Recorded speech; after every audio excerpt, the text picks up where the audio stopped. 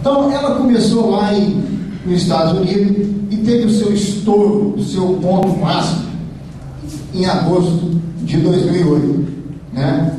E todos nós sabemos aí, também na imprensa, que a principal causa foi a especulação imobiliária, né?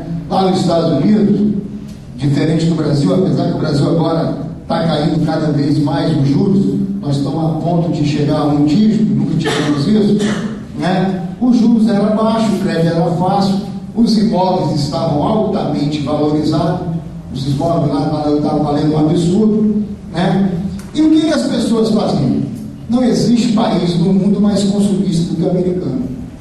O americano tinha sua casa tranquila, quitada, né? Mas ele queria consumir. E qual era o meio mais fácil de arrumar dinheiro? Ele pegava a sua casa. É igual a gente faz isso quando a gente está apertado. A gente tem um carro quitado, vai lá na época da campanha, né? Na época da campanha está apertado no sufoco, a gente pega um carro quitado da gente, vai lá no banco, refinancia, pega o dinheiro, joga na campanha. Quando ganha, tudo bem. Quando perde, aí já começou a briga. Às vezes você pegou o da mulher, dá desquite, dá problema. O americano pegou a casa dele, foi lá, passou a mão no dinheiro, torrou tudo, né? Aí ele começou a refinanciar, pegou o dinheiro e torrou o dinheiro. E começou a ter uma oferta do crédito, né? Os bancos americanos, eles tinham mais, eles gastavam um potencial de gastar mais do que eles tinham realmente. Isso era o problema, né? Eles podiam gastar 20, 30, até chegar ao ponto de 40 vezes mais. Os brasileiros não, é limitado pelo Banco Central em 4, 5 vezes. Mas não, o cara ia fazendo muita coisa. Pode ir para o próximo, né? E começou a ter isso aí. Eles captaram os dinheiros, os bancos criaram os instrumentos para financiar essas hipotecas, pegaram isso aí e começaram a vender para os investidores, né? E os investidores começaram também a repassar. Então começou, a pessoa pegou o crédito, gastou o dinheiro. Os investidores acreditaram naquilo, compraram coisa podre. Os bancos pegaram também, começaram a repassar coisa podre. Então todo mundo comprando coisa que não tinha lastro. Uma hora isso ia pipocar. E esse pipoco aconteceu, né? Nessa época que a gente falou. Aí o que aconteceu? Começou a ter um processo inverso, né? Quando começa a ter o risco de qualquer operação, né? A gente vê aqui o spread bancário. Quando você não tem risco de uma operação, vou dar um exemplo para vocês: empréstimo consignado. Por que os juros do empréstimo consignado é baixo? Porque você sabe que esse dinheiro vai ser tirado da folha de pagamento. Você sabe que está garantido que o cara vai receber ali na folha de pagamento. Aí os juros é baixinho, o spread bancário é pequeno, não tem risco. Tirando a falcatrua, não tem risco. Quando você começa a emprestar dinheiro e que você não tem, já aumenta o risco, aí você começa a elevar o juros porque você está tendo risco. E foi isso que começou a acontecer. Ele começou a elevar o juros. Aí quem estava pagando aquela prestaçãozinha baixa, a prestaçãozinha começou a aumentar, né? Começou a aumentar, começou a ter inadimplência.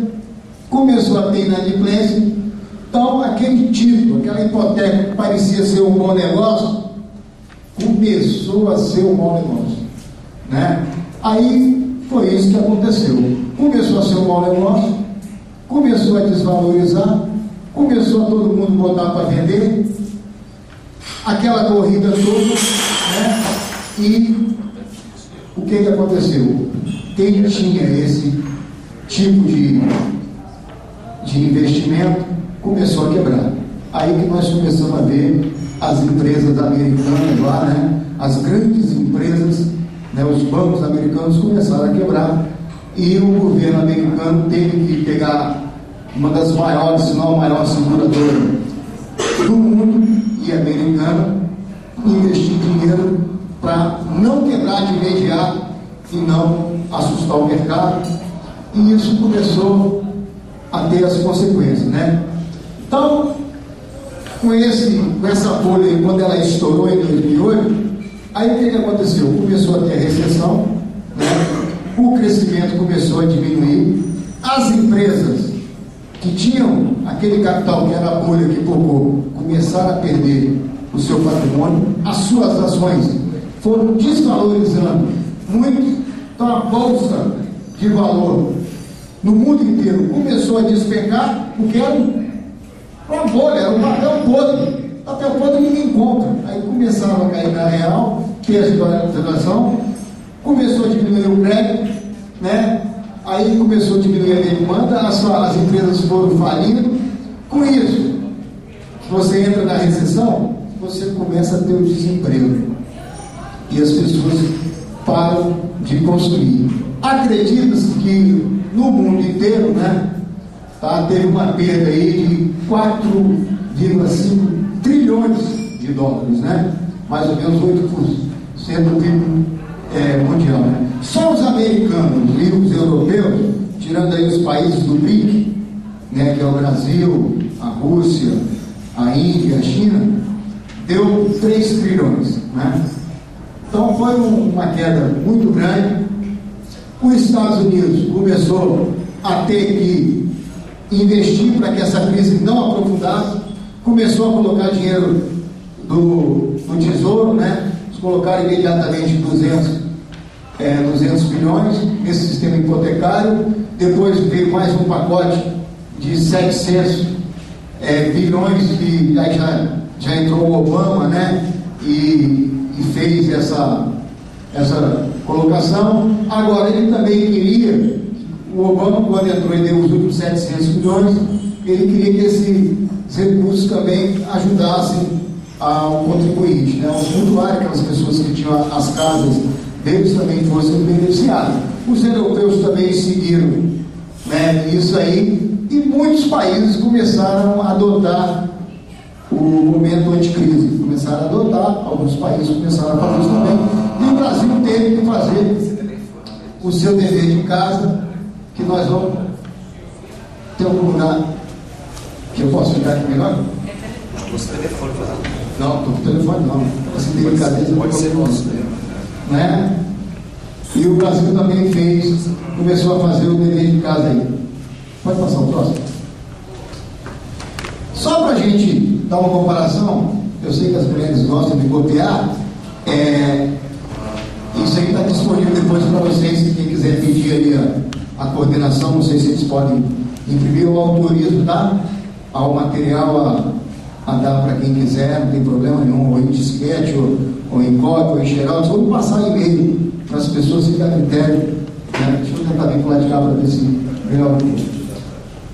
Até então, a maior crise que o mundo viveu foi a crise de 1929. Todo mundo faz a referência em 29, né? Então eu vou fazer ali uma comparaçãozinha para vocês verem o que aconteceu agora e o que aconteceu em 29, para vocês observarem que nós somos melhor do que em 29. Certo? Lá em 29, eles demoraram ali, lentidão para adotar a iniciativa de casa. 3 anos, meu. Então deu um problema na bolsa, ficar 3 anos para. O que nós vamos fazer? 3 anos. É um longo tempo.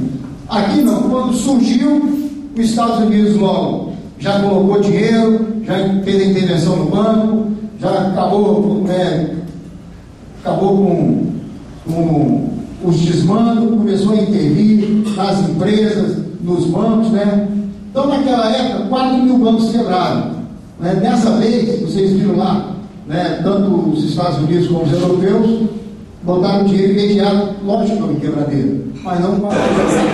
Eu estou aqui no 5º Congresso sobre vereadores, prefeitos, secretários municipais, e fui o palestrante sobre o tema a crise mundial, com as perspectivas para o Brasil, para o Estado e para o município. Foi muito interessante, foi um debate muito agradável. Se você quiser ter acesso total, entre no meu site.